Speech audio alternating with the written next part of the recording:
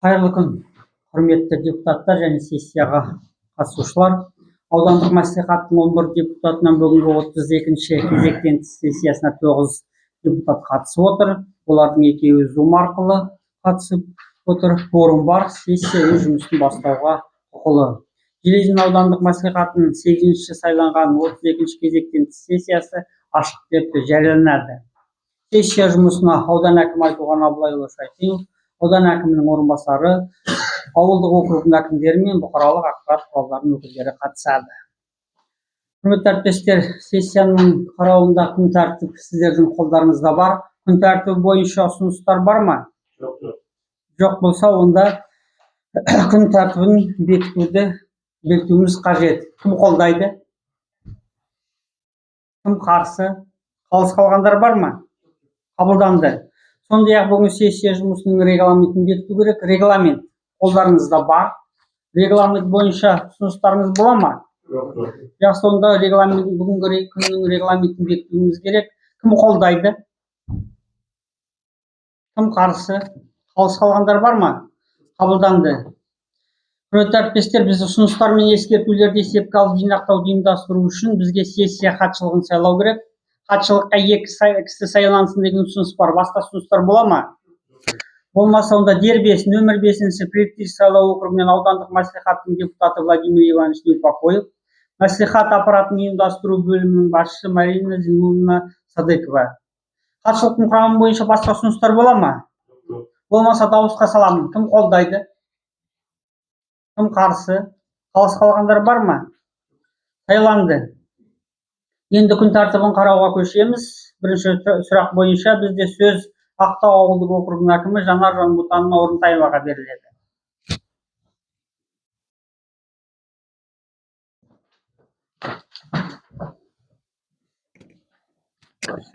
Құрметті депутаттар, Железин ауданы Ақтау ауылдық округі әкімінің аппараты 2025 жылға арналған бюджетті нақтылау кезінде 2.091.000 теңге сомасында қосымша ақшалай қаражат бөлінді. Соның ішінде 0,45 аудандық маңызы бар қалаларда, ауылдарда, кенттерде, ауылдық округтерде автомобильді жолдарды күрделі және орташа жөндеу бағдарламасына, Ақтау ауылында көше жолдарын орташа жөндеу кезінде жұмыстар мен материалдарды сапасына сараптама жасауға бөлінді ақшалай қаражат.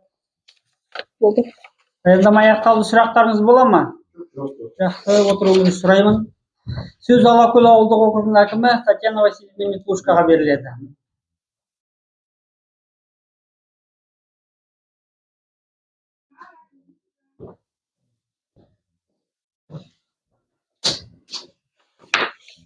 Уважаемые депутаты, государственное учреждение аппарата Кимало-Кольского сельского округа при уточнении бюджета на 2025 год выделили денежные ассигнования на программу 008 по специфике 159 в сумме 821 000 тенге на оплату за электроэнергию на содержание светильников в количестве 203 штуки. Перенаправили с программы 001 специфики 112 денежные ассигнования в сумме 903 000 тенге в связи с экономией на программу 008 специфику 159 в сумме 903 000 тенге на оплату за электроэнергию на содержание 203 светильника.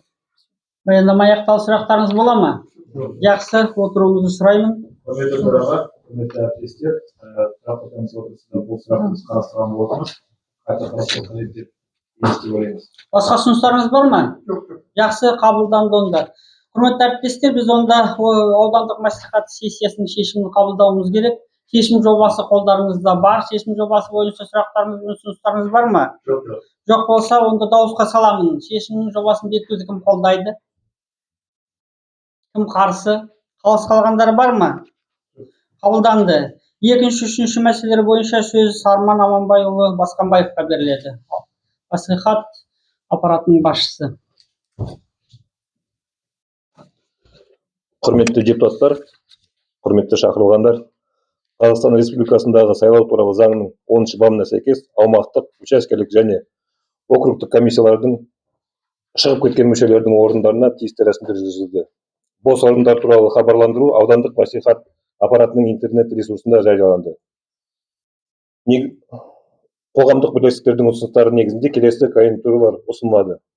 аудандық аумақтық сайлау комиссиясына Төлеубай Батырхан Нұрболатұлы, учаскелік сайлау комиссияларының құрамына келесі кандидаттар ұсынылады. Нөмірі 213 Башмашин сайлау учаскесі бойынша Карпенко Елена Владимировна, нөмірі 218 Веселорощин сайлау учаскесі бойынша Маняшина Ирина Николаевна, Мукашева Дамилян Темиргалиевна, нөмірі 222 еңбекші сайлау учаскесі бойынша Буликбаева Махаббат Обакировна. Келесі нөмірі 223 Железин сайлау учаскесі бойынша Тлеубергенова Шолпан Аскаровна, Султанова Разия Люфатовна. Нөмірі 224 Железин сайлау учаскесі бойынша Левицкая Елена Николаевна, Баталов Берик Тасбулатович. Нөмірі 225 Железин сайлау учаскесі бойынша Ханенко Асель Аманбаевна. Келесі нөмірі 230 Новомир сайлау учаскесі бойынша Сағанбай Ақылбек Ерғалиұлы. Нөмірі 231 Жаңа Жұлдыз сайлау учаскесі бойынша Малахова Любовь Михайловна, Сатканова Анастасия Витальевна, Ермолаева Татьяна Сергеевна, Алигазина Динара Жасбековна. Келесі нөмірі 233 Екішоқ сайлау учаскесі бойынша Үсенбаева Шакизат Аширалиевна. Нөмірі 235 Петропавл сайлау учаскесі бойынша Синер Алена Сергеевна. Нөмірі 238 Майлы сайлау учаскесі бойынша Силина Ольга Андреевна. Нөмірі 241 Лесной сайлау учаскесі бойынша Ткаченко Виктория Викторовна. Келесі нөмірі 202 Крупская сайлау учаскесі бойынша Кишкунов Александр Дмитриевич, Буренина Лидия Викторовна, Жакупова Нина Вячеславовна. Нөмірі 243 Раздельная сайлау учаскесі бойынша Кишкунов Виктор Алексеевич. Нөмірі 249 Ақтау сайлау учаскесі бойынша Алинова Жамал Кабукеновна, Шайт Елена Васильевна. Нөмірі 250 Жолтаптық сайлау учаскесі бойынша Вагитова Фарида Енотовна, Друзик Надежда Алексеевна, Аскарова Жанат Камженовна, Имангазин Ербугенбай Нұрболатұлы. Нөмірі 251 Железин сайлау учаскесі бойынша Филиппова Светлана Михайловна. Екінші сұрақ бойынша баяндама аяқталды. Баяндама аяқталды, сұрақтарыңыз бола ма? Менде сұрақ. Мына Ханенко Асель Аманбаев ол неде болған жоқ қой сайлау комиссиясы? Округтық сайлау комиссиясына шығып кетіп енді. Сосын кім? Баталов. Болған жоқ. Ол болған жоқ. Болып шығып кетті. Болып шығып кеткен. И сосын Филиппов тоже болды. Иә, шығып кетті. Болды қазір. Болды шығып кетті. Олар қайырдан кіретін болды ма? Иә, кіретін болып отыр, сосын кіргендерді қойып отырмыз ғой. Жақсы, басқа сұрақтарыңыз бола ма? Болмаса онда дауысқа саламын. Кім қолдайды? Кім қарсы? Қалыс қалғандар бар ма? Қабылданды. Келесі сұрақ бойынша округтық сайлау комиссияларының құрамына келесі кандидатуралар ұсынылады. Нөмір 2 сайлау округіне Шекенова Расима Каримовна. Нөмір 3 сайлау округіне Канафин Ерлан Бауыржанович. Нөмір 5 сайлау округіне Баужанова Алия Хасановна. Нөмір 9 сайлау округіне Саденов Аскар Танжарыкович. Нөмір 11 сайлау округіне Карибаев Талғат Ермекович. Баяндама аяқталды. Баяндама аяқталды. Сұрақтарыңыз бар ма? Сұрақтарыңыз болмаса онда мәслихат сессиясының шешімін қабылдауымыз керек. Шешім жобасы қолдарыңызда бар. Шешім жобасы бойынша ұсыныстар мен сұрақтарыңыз бола ма? Болмаса онда дауысқа саламын. Кім қолдайды? Кім қарсы? Қалыс қалғандар бар ма? Қабылданды. Жақсы, отырыңызды сұраймын.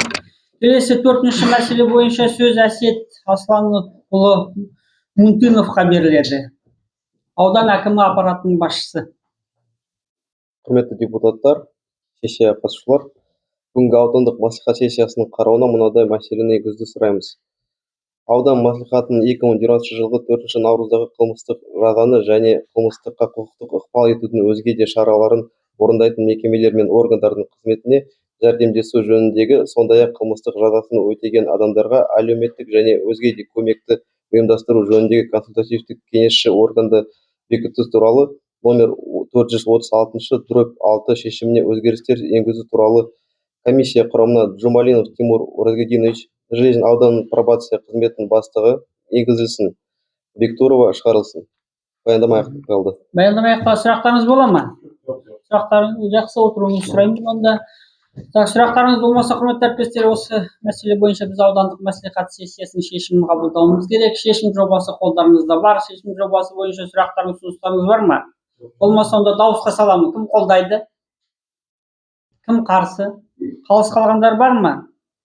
Қабылданды. Сессияны жүргізу бойынша ескертулеріңіз бола ма? Жоқ, онда бүгінгі сессия аяқталды. Қатысқандарыңызға рахмет. Айтуға болайсыз. Құрметті депутаттар, құрметті әріптестер, бүгін міне ауылдық округтердің бюджеттерін нақтылап жатырмыз. Өткенде аудандық бюджеттен кейін өздеріңіз көріп отырғандай, жаңағы бюджеттің басым бөлігі осы ауылдарды абаттандыруға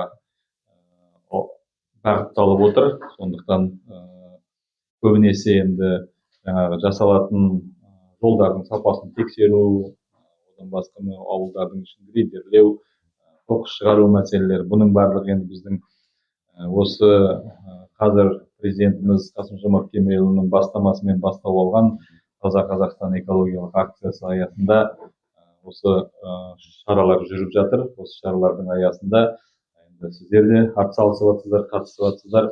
Соны әрмен қарай мына барлық бөлінген қаражаттың мақсатты жұмсалуын қадағалауымыз керек. Сіздермен бірге осы жоспарланған жолдардың жөндеу жұмыстарының бәрін сапалы орындалуының барлығын сіздермен бірлесіп бақылауымыз керек, қадағалауымыз керек. Әр бөлінген тиын мақсатты жұмсалуы керек. Сондықтан сіздерге алғысымды білдіремін.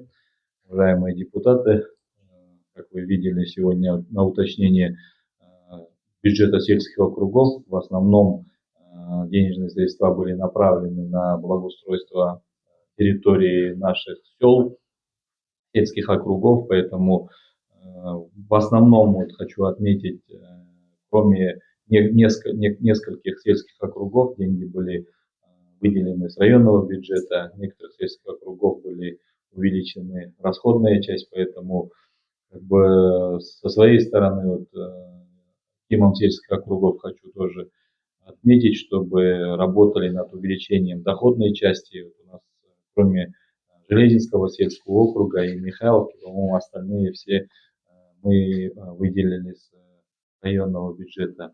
Но тем не менее, сегодня мы определили эти вопросы. Теперь просьба в рамках программы Таза Казахстан, акции Таза Казахстан. Сейчас в данное время во всех селах у нас проходит месячник по очистке наших территорий, наших сельских округов, поэтому, уважаемые депутаты, приглашаю вас активно принимать участие. Я вижу, вы принимаете участие, но тем не менее надо будет нам, чтобы планы, которые намечены на настоящее летнее время, все наши благоустройства дорог, ремонт наших социальных объектов, чтобы проходило все качественно, мы вместе с вами должны контролировать. Тут нужна совместная работа, поэтому хочу поблагодарить за поддержку. Дальше приглашаю вас работать совместно по благо благоустройству наших сельских округов. Жақсы, онда рахмет барлықтарыңыз қатысқандарыңызға. Депутаты, остаемся. Сөзімізді ерік қылмаймыз. Мы включаемся, члены партии, аманат, члены депутатской фракции. Все объекты, которые на 25 год закреплены члены депутатской фракции. Поэтому контроль будем на должном уровне проводить. Потому что у нас по дорожной карте, предвыборной программе нареканий каждый год нету, это порайонно. Если есть, это объекты, которые контролируют область. Муйкуль, недавно практика проходила в Санкт-Петербурге. И, честно говоря, мы здесь не заказчики, не подрядчики, поэтому это их объект. Но тем не менее, если на нашей территории находится, конечно, мы примем участие обязательно. Такие объекты есть, но факт, что те проекты на этот год, 25 год уже заложены. Мы, коллеги, давайте все примем участие. Естественно, всю нашу работу контролировать будут через соцсети. Надо активно принимать участие. это ежеквартально мы отправляем отчет в центральный аппарат партии. Конечно, при взаимодействии с активными, они и так работают 24/7. Поэтому эту работу мы должны достойным образом 25 год завершить. Запасных у нас объектов нету, только вот единственное, что у нас это Березовская школа, вот там уже работы уже идут. Поэтому давайте все примем участие. Поручение президента мы должны выполнять, исполнять его и также поручение. Жақсы.